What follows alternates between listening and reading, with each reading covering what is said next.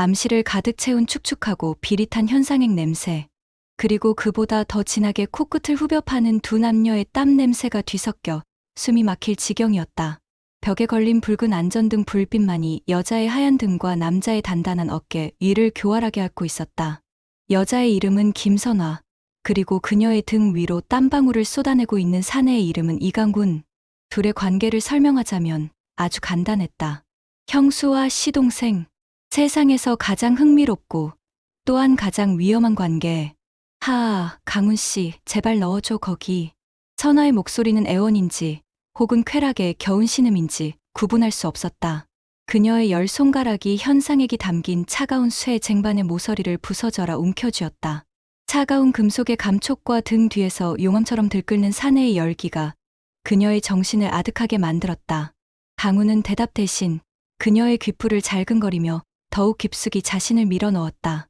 선아의 입에서 터져나오려던 비명을 막은 것은 그의 두툼한 손바닥이었다. 찰칵, 찰칵. 암실 한 구석에 놓인 카메라의 자동 타이머가 돌아가는 소리가 유난히 신경질적으로 들렸다. 지금 이 순간 두 사람의 금지된 정사는 한 컷의 사진으로 영원히 박제되고 있었다. 과연 이 위험한 불장난의 끝은 어디일까? 모든 것을 무너뜨릴 파국일까? 아니면 누구도 상상하지 못한 새로운 시작일까? 이 아슬아슬한 이야기가 궁금하시다면 지금부터 야심만만 시니어와 함께 그들의 시간 속으로 들어가 보시죠. 모든 것이 시작되었던 1988년, 온 나라가 올림픽의 열기로 들썩이던 그해 여름으로 거슬러 올라가 봅시다.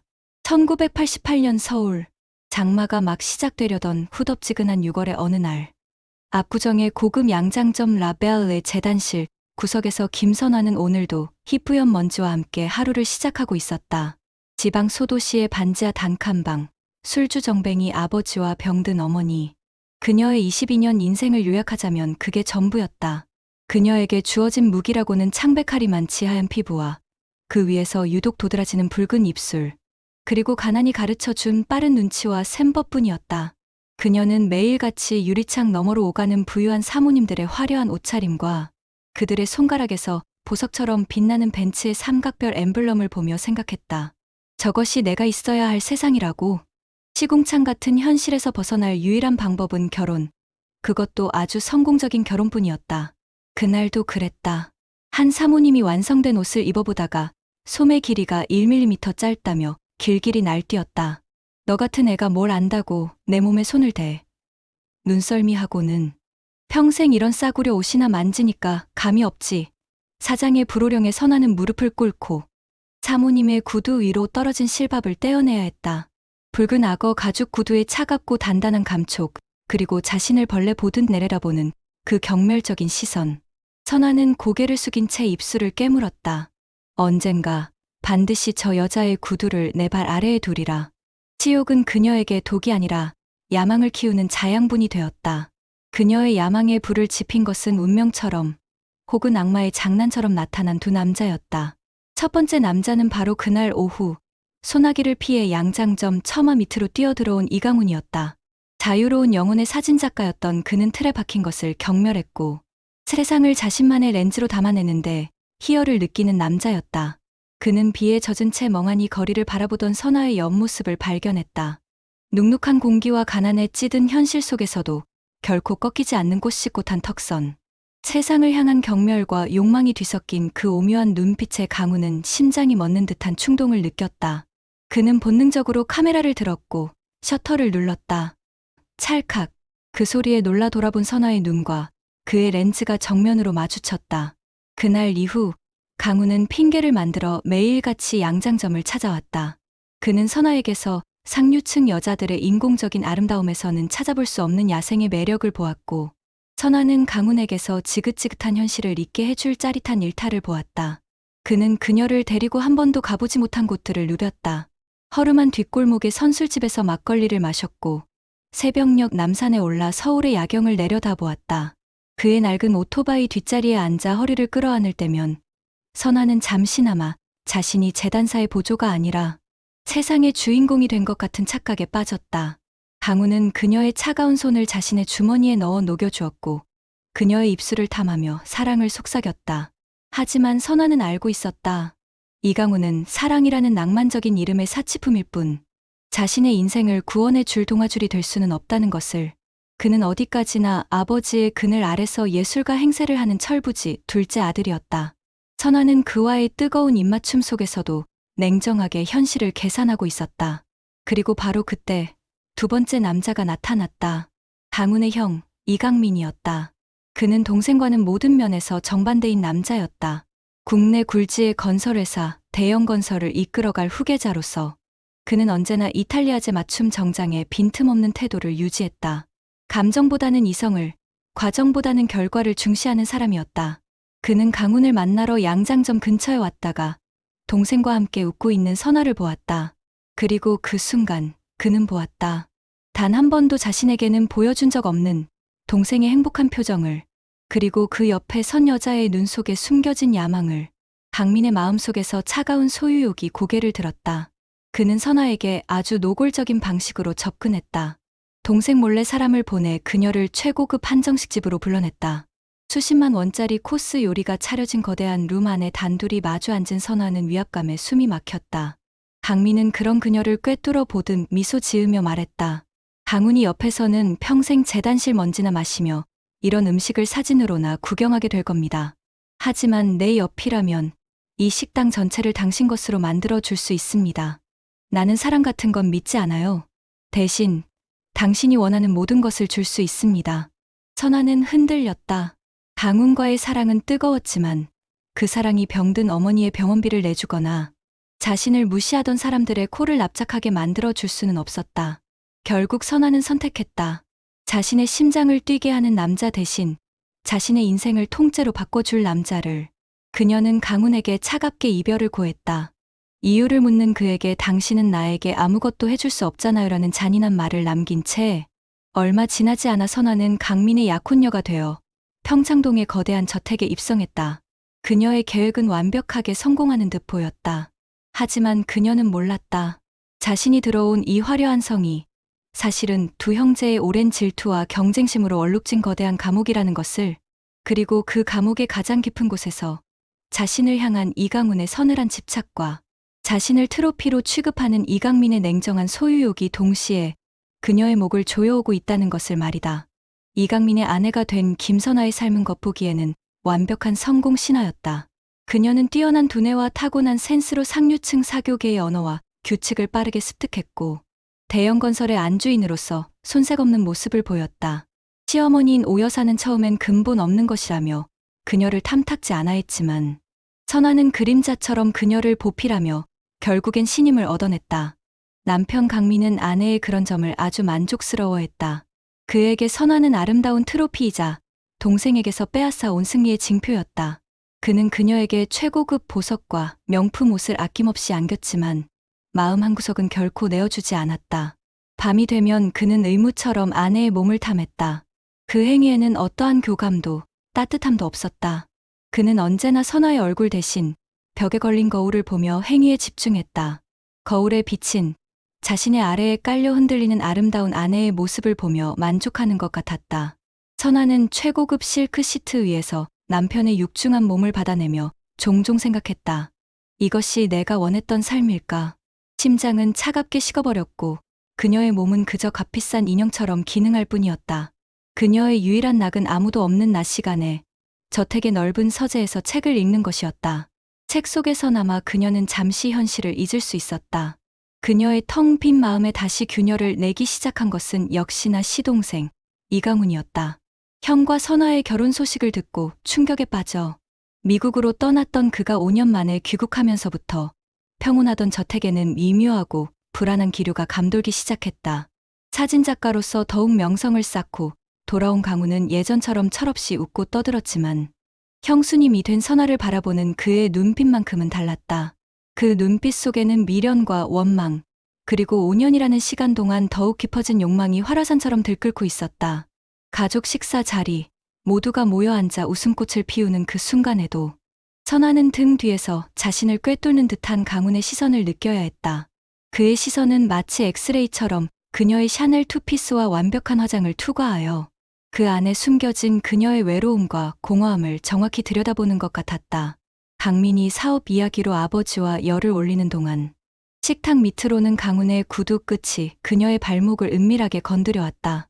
선아는 화들짝 놀라 다리를 오므렸지만 발목에 남은 그 짜릿한 감촉은 밤새 그녀를 잠 못 들게 했다. 복선은 아주 사소한 곳에서부터 깔리고 있었다. 어느 주말 강훈은 가족 사진을 찍어주겠다며 모두를 정원으로 불러 모았다. 그는 능숙하게 가족들의 포즈를 교정해 주었고 마지막으로 선아의 차례가 되었다. 형수님, 허리가 너무 굳어 있어요. 좀 더 부드럽게. 그는 그렇게 말하며 모두가 보는 앞에서 자연스럽게 선아의 허리를 감싸 안았다. 그의 손길이 허리에 닿는 순간 선아는 마치 강한 전류에 감전된 것처럼 온몸을 떨었다. 남편 강민조차 한 번도 만져준 적 없는 그녀의 가장 깊고 예민한 속살을 건드리는 듯한 그의 손길이었다. 강훈은 그녀의 귓가에 다른 사람은 들을 수 없을 만큼 작은 목소리로 속삭였다. 아직도 그렇게 예쁘면 어떡합니까, 형수님. 그날 찍힌 가족사진 속에서 선아는 유일하게 어색한 미소를 짓고 있었다. 남편의 옆에 서 있었지만 그녀의 영혼은 이미 시동생의 카메라 렌즈 안에 완벽하게 포획된 후였다. 어느 비 오는 날 오후, 강훈은 일부러 저택에 우산을 놓고 갔다. 그리고는 선아에게 전화를 걸어 자신의 작업실로 우산 좀 가져다 달라고 부탁했다. 거절할 수 없는 부탁이었다. 선아가 그의 작업실에 도착했을 때 문은 살짝 열려 있었다. 안으로 들어서자 그녀는 숨을 멈췄다. 작업실 벽 한 면 전체가 온통 자신의 사진으로 도배되어 있었기 때문이었다. 결혼 전 그와 잠시 만났을 때 찍었던 파릇파릇한 모습부터 결혼 후 가족 모임에서 찍힌 우아하지만 슬픈 표정의 모습까지 수백 장의 김선아가 그곳에서 그녀를 바라보고 있었다. 마치 강훈이 5년 동안 그녀를 단 한순간도 잊지 않았다고 시위하는 것 같았다. 그때 등 뒤에서 강훈이 나타나 그녀를 끌어안았다. 보고 싶었어요, 형수님. 아니, 선아 씨. 그의 뜨거운 숨결이 목덜미에 닿자 선아는 저항을 포기했다. 그 후 강훈의 유혹은 더욱 대담해졌다. 그는 자신의 작업실인 암실로 선아를 초대했다. 새로 현상한 사진을 보여주겠다는 아주 그럴듯한 핑계였다. 선아는 가슴이 두근거리는 것을 느끼면서도 거절하지 못했다. 아니, 거절할 수가 없었다. 붉은 안전등만이 켜진 어둡고 밀폐된 공간. 현상행 냄새가 짙게 밴 그곳에서 강훈은 자신이 찍은 선아의 사진들을 보여주었다. 모두 그녀가 의식하지 못하는 사이에 찍힌 사진들이었다. 정원에서 홀로 꽃을 바라보는 모습, 찻잔을 든 채 허공을 응시하는 모습, 심지어는 가족 식사 자리에서 자신을 몰래 훔쳐보는 모습까지. 사진 속의 선아는 한 번도 본 적 없는 낯선 얼굴을 하고 있었다. 깊은 슬픔과 욕망, 그리고 무언가를 갈망하는 처절한 표정. 이게 정말 나예요? 네. 형 옆에 있을 땐 절대 볼 수 없는 진짜 형수님의 얼굴이죠. 강훈은 사진을 내려놓고 그녀에게 다가왔다. 좁은 암실 안, 두 사람의 숨소리가 아슬아슬하게 뒤엉켰다. 그는 선아의 턱을 부드럽게 들어 올리고는 그녀의 눈을 깊숙이 들여다보았다. 형수님 아직도 날 원망합니까? 아니면 아직도 나를 원합니까? 그의 숨결이 입술에 닿자 선아가 몇 년간 애써 닫아두었던 이성의 빗장이 부서져 내리는 소리가 들렸다. 그녀는 대답 대신 눈을 감았다. 그것은 거절이 아닌 완벽한 허락의 신호였다. 1995년 가을, 대형건설 이강민 회장의 갑작스러운 심장마비 소식은 재계를 떠들썩하게 만들었다. 공식적인 사인은 과로와 스트레스로 인한 돌연사였지만 세상의 그 어떤 의사도 그의 죽음 이면에 도살인 차가운 진실을 알지는 못했다. 그의 장례식은 성대하게 치러졌고 젊은 나이에 미망인이 된 아내 김선아는 비통한 표정으로 조문객들을 맞았다. 사람들은 모두 그녀의 슬픔을 위로했지만 검은 상복 아래 감춰진 그녀의 미세한 입꼬리의 떨림이 안도감 때문이라는 것을 아는 이는 아무도 없었다.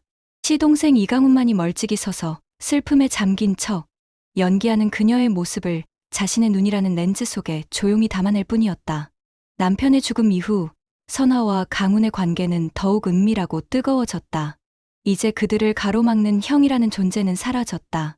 두 사람은 마치 오랫동안 억압되었던 모든 것을 보상받으려는 듯 서로의 몸을 탐했다. 강민이 살아생전 가장 아꼈던 서재의 가죽 소파 위에서, 그가 잠들었던 침실의 푹신한 침대 위에서, 심지어는 그의 사진이 걸려있는 복도를 지나치며 벽에 기댄 채로도 그들은 서로를 원했다. 그것은 단순한 육체적 탐닉을 넘어선 오랜 기다림과 금기에 대한 승리의 축배와도 같았다. 특히 강훈의 암실은 두 사람만의 완벽한 성역이 되었다. 붉은 등 아래에서 그들은 세상의 모든 윤리와 도덕을 벗어던졌다. 강훈은 선화의 나신을 수백 장의 필름에 담았다. 쾌락에 젖어 희미하게 풀어진 그녀의 눈동자, 그의 손길에 따라 붉게 달아오르는 하얀 살결, 가쁜 숨을 몰아쉬며 살짝 벌어진 붉은 입술까지. 그는 마치 조각가가 대리석을 다루듯 그녀의 몸 구석구석을 자신의 카메라와 손길로 탐험했다. 더 세게 날 망가뜨려줘요. 강훈 씨. 선아는 그의 품에 안겨 속삭였다. 그녀는 이제 더 이상 고상한 사모님이 아니었다. 자신의 욕망에 솔직한 한 마리의 암컷일 뿐이었다. 강훈은 그런 그녀를 보며 비릿한 미소를 지었다.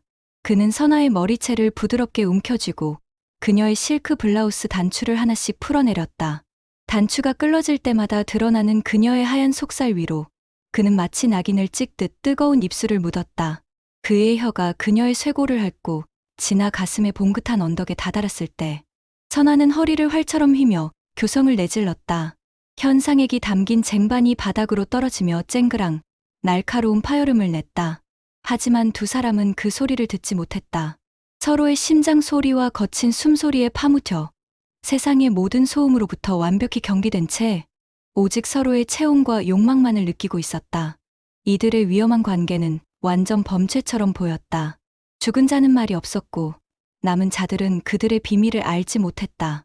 선아는 이제 곧 남편의 막대한 유산을 상속받을 예정이었고 강훈은 형의 자리를 대신하여 그녀의 옆을 차지할 터였다. 모든 것이 그들의 계획대로 흘러가는 듯했다. 하지만 그들은 잊고 있었다. 세상에 완벽한 비밀은 없으며 진실은 가장 예상치 못한 순간에 가장 잔인한 방식으로 자신의 모습을 드러낸다는 것을. 반전의 서막은 강민의 유품을 정리하던 날 아주 사소한 것에서부터 시작되었다. 선아는 남편의 서재 깊숙한 곳에 있는 개인 금고를 열었다. 당연히 회사 기밀문서나 비자금 장부가 들어있을 것이라 생각했다. 하지만 금고 안에서 그녀를 기다리고 있었던 것은 낡은 사진 앨범 하나와 작은 카세트 테이프였다. 앨범을 펼쳐 든 선아의 손이 가늘게 떨리기 시작했다. 그 안에는 온통 자신의 사진으로 가득 차 있었다. 그것도 강민과 결혼하기 훨씬 이전 재단실에서 일하던 시절의 자신의 모습이었다. 누군가 몰래 찍은 것이 분명한 아주 자연스러운 모습들. 사진들 뒷면에는 날짜와 함께 강민의 필체로 보이는 메모가 적혀 있었다. 1988년 7월 12일 강훈이가 사랑에 빠졌다. 저 천박하지만 당돌한 계집애에게. 1988년 8월 3일 강훈이가 저 애에게 목걸이를 선물했다. 내게는 한 번도 보여준 적 없는 표정으로. 1988년 9월 1일 결심했다. 동생이 가진 것을 빼앗아서라도 내가 이겨야겠다. 선아의 머릿속이 새하얗게 비어버렸다. 이 모든 것이 우연이 아니었다. 자신에게 접근했던 강민의 행동, 동생이 여자를 빼앗겠다던 그의 서늘한 야망, 그리고 자신의 욕망을 정확히 꿰뚫어 보았던 그 모든 것들이 사실은 동생을 향한 지독한 질투와 경쟁심에서 비롯된 아주 치밀하게 계획된 연극이었던 것이다. 자신은 그저 두 형제의 자존심 싸움에 이용된 장기말에 불과했다. 떨리는 손으로 카세트에 테이프를 넣고 재생 버튼을 눌렀다. 지지직거리는 소음과 함께 익숙한 두 목소리가 흘러나왔다. 남편 강민, 그리고 시어머니인 오 여사의 목소리였다. 어머니, 저 더는 못 버티겠습니다. 선아 그 여자가 강훈이 녀석과 제가 다 봤습니다. 강민의 흐느끼는 목소리. 그래서 어쩔 거냐? 이혼이라도 할 테냐? 그럼 세상 사람들이 뭐라고 하겠어? 동생에게 아내를 빼앗긴 멍청한 놈이라고 평생 손가락질하며 웃을 거다. 그 꼴을 보려고 내가 널 이렇게 키운 줄 알아? 오 여사의 얼음처럼 차가운 목소리. 그럼 어떡합니까? 매일 밤 약을 먹지 않으면 잠을 잘 수가 없습니다. 심장이 터질 것 같습니다. 방법이 하나 있긴 하다. 내 명예를 지키면서 그 천박한 것과 내 동생 놈에게 평생 씻을 수 없는 죄책감을 안겨줄 방법이. 선아는 그대로 자리에 주저앉았다. 남편의 죽음은 돌연사도 자살도 아니었다. 그것은 아들의 명예를 지키기 위한 시어머니의 잔인한 계획이자 완벽한 살인이었던 것이다. 오 여사는 아들의 불륜을 모두 알고 있었고 심장이 약한 아들이 매일 밤 약을 먹는다는 사실도 알고 있었다. 그녀는 아들의 약을 심장에 치명적인 약으로 몰래 바꿔치기 했던 것이다. 아들의 명예로운 죽음을 연출하고 며느리와 둘째 아들을 파멸시키기 위한 소름 끼치는 계획. 선아는 자신이 들어온 이성이 화려한 감옥이 아니라 인간의 가죽을 쓴 악마들이 사는 지옥이었음을 깨달았다. 모든 진실을 알게 된 선아는 암실로 강훈을 불렀다. 그녀는 평소처럼 그의 품에 안기는 대신 차가운 눈으로 그를 바라보며 사진 앨범과 테이프를 그의 얼굴에 집어 던졌다. 당신들 가족에게 나는 뭐였어? 자존심 싸움을 위한 전리품. 서로 뺏고 빼앗기는 물건이었냐고. 강훈은 바닥에 흩어진 사진과 테이프를 보며 사색이 되었다. 그때 암실 문이 열리고 오 여사가 들어왔다. 그녀는 모든 것을 알고 있다는 듯 여유로운 미소까지 지으며 말했다. 이제야 알았느냐? 처음부터 너 같은 건 우리 집안에 어울리지 않았어. 감히 내 아들들을 홀리고 집안을 더럽힌 죄, 평생 내년의 목을 조를 게다. 선아는 허탈하게 웃으며 암실벽에 걸린 자신들의 정사 사진을 가리켰다. 우리가 사랑이라고 믿었던 이 모든 순간들이 사실은 죽은 사람의 손바닥 위에서 노란한 한 편의 복수극이었어. 당신은 형을 이겼다고 생각했겠지만 천만에 당신 어머니가, 당신 형이, 당신들 모두가 나를 가지고 논 거야. 그리고 당신은 평생 형을 죽게 만들었다는 죄책감 속에서 살게 되겠지. 어머니의 꼭두각시로. 며칠 후 이강민 회장의 유언장이 공개되었다. 모두가 그의 아내인 김선아가 모든 유산을 상속받을 것이라 예상했지만 유언장의 내용은 충격적이었다. 그는 자신의 모든 재산을 사회에 환원한다고 밝혔고 아내에게는 단 한 채의 집만을 남겼다. 바로 선아가 결혼 전 살았던 재단실 근처의 낡고 작은 빌라였다. 유언장의 마지막에는 이런 구절이 적혀 있었다. 나의 아내 김선아가 야망이라는 무거운 옷을 벗고 가장 자기다웠던 시절의 모습으로 돌아가길 바란다. 그것이 내가 그녀에게 줄 수 있는 마지막 사랑이다.